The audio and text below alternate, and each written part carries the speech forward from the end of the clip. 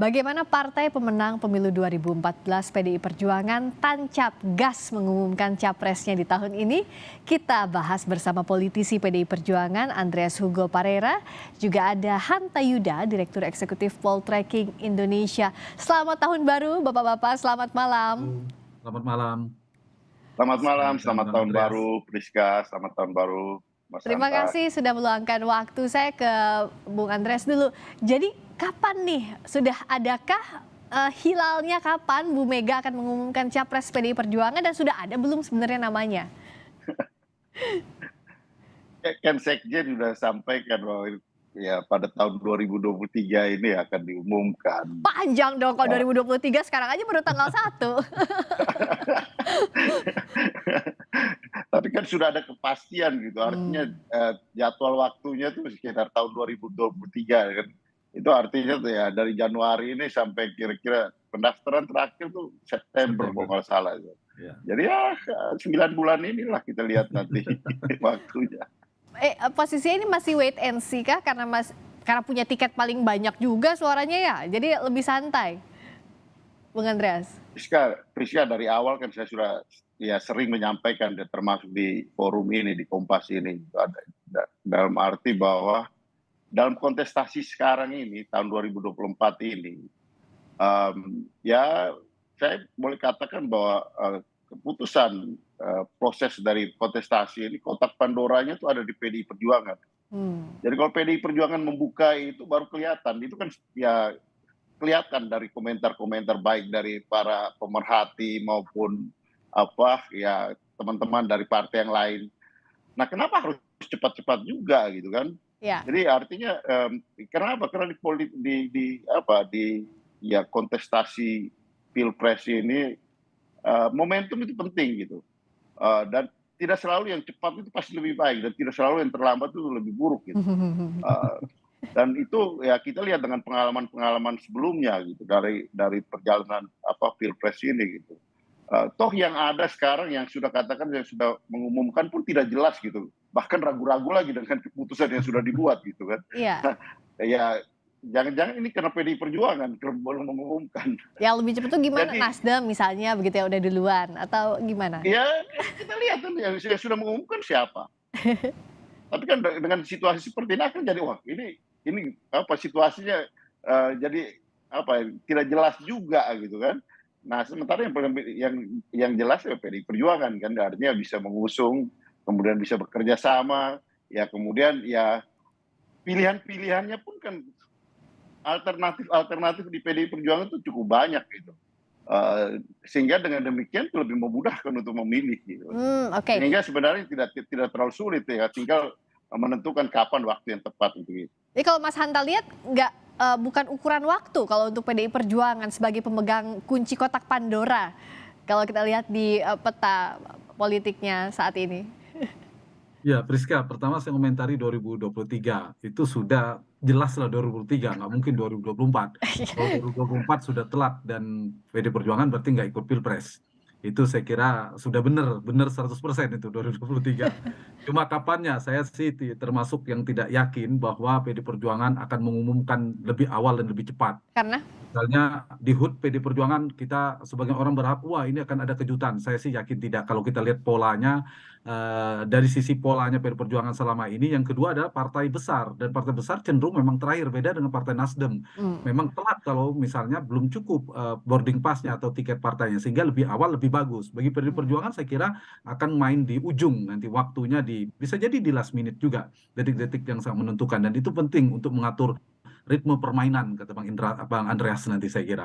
Nah, kemudian Priska, menurut saya PDI Perjuangan ini betul dia menentukan tendensi peta koalisi. Karena apa? Karena dua hal. Satu, secara kursi dia posisinya strategis. Ya. Karena memiliki tiket premium, tiket boarding pass, tanpa berkoalisi pun bisa maju. Sehingga ketika PDI Perjuangan sudah menentukan tidak berkoalisi atau berkoalisi, lalu siapa yang didukung itu sangat menentukan.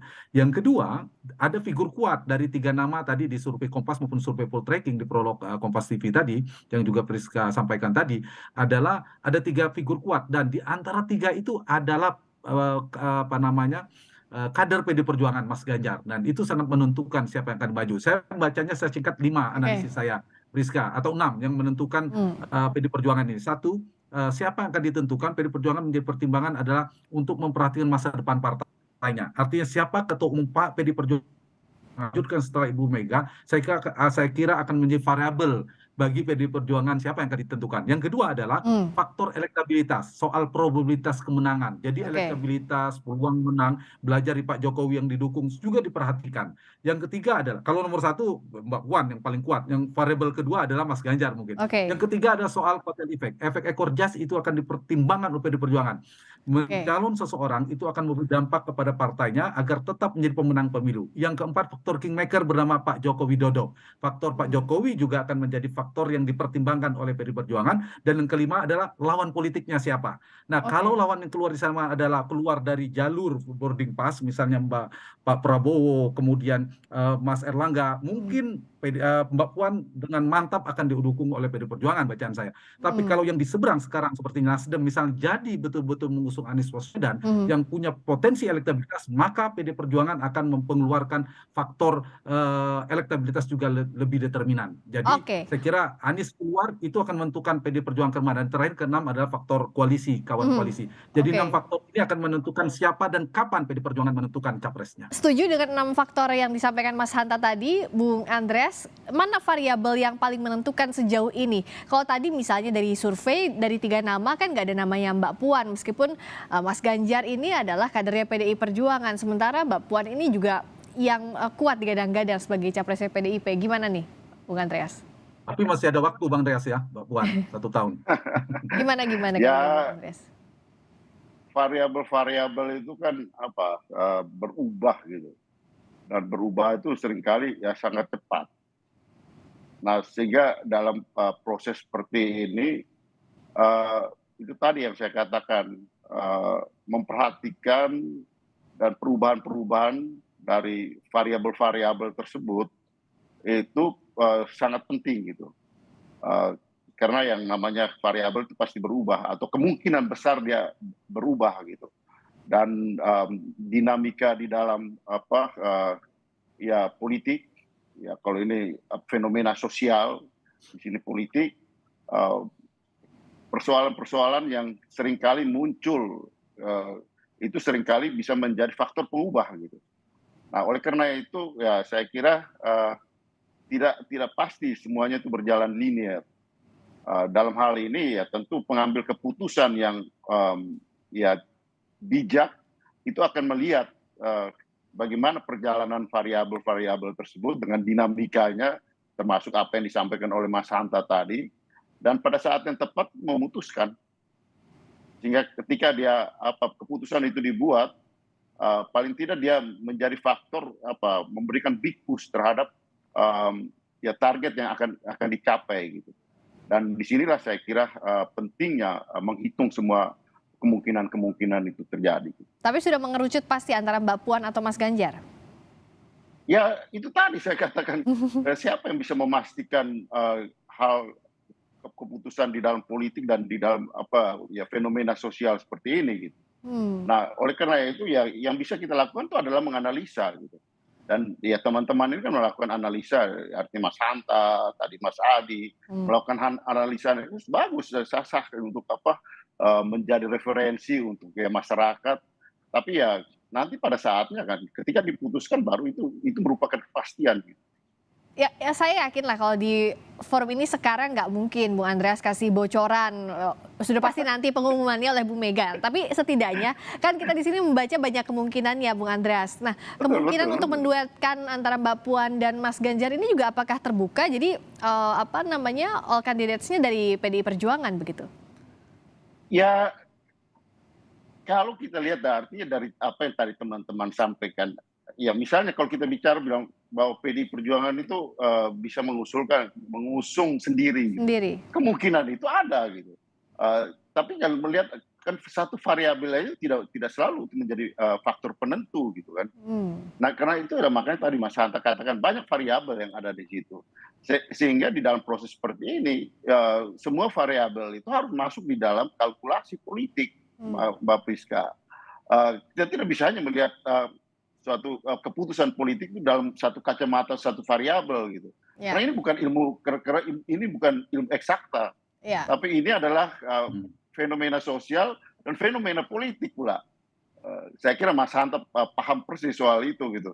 Sehingga ya pemerhati ilmu sosial, pemerhati ilmu politik itu memberikan kemungkinan-kemungkinan, tapi tidak memberikan kepastian. betul.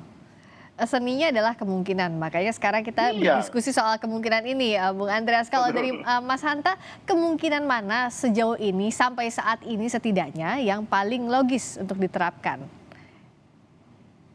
Ya, saya mulai yang paling tidak mungkin. Bagi PD Perjuangan, bacaan saya, satu, PD Perjuangan hampir mustahil akan mengumumkan paling awal dan paling cepat. Mhm. Itu pola PD Perjuangan dalam mengumumkan calon gubernur apalagi presiden. Tadi dengan faktor yang saya katakan tadi, karena dia partai besar, tanpa berkoalisi pun bisa.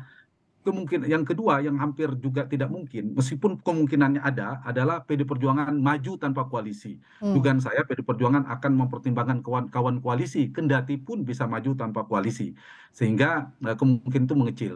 Yang ketiga, ini agak terbuka, memang kemungkinan agak besar, tapi relatif masih kecil juga.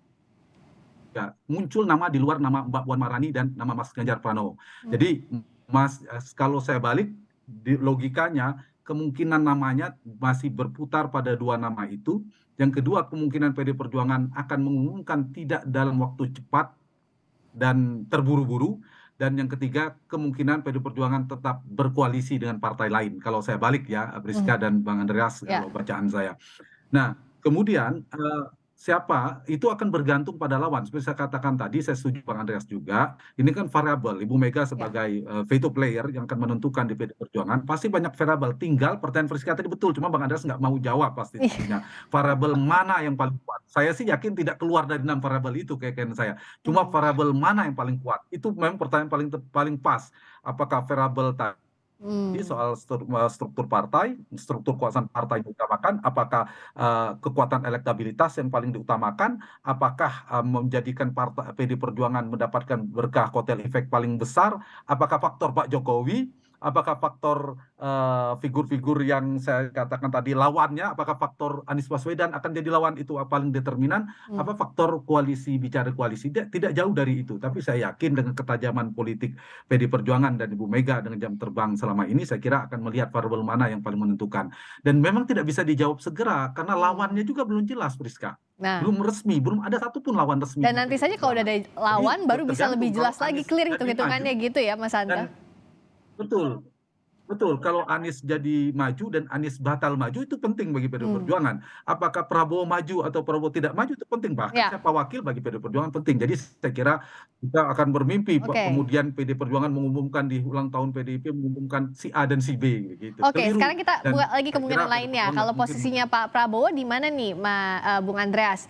Apakah masih jadi variabel misalnya either Mbak Puan dan Pak Prabowo atau ya tadi Mas Ganjar dengan Pak Prabowo begitu masih terbuka kemungkinan itu memasukkan Pak Prabowo sebagai kandidat dari PDI Perjuangan. Batu tulis yang tertunda.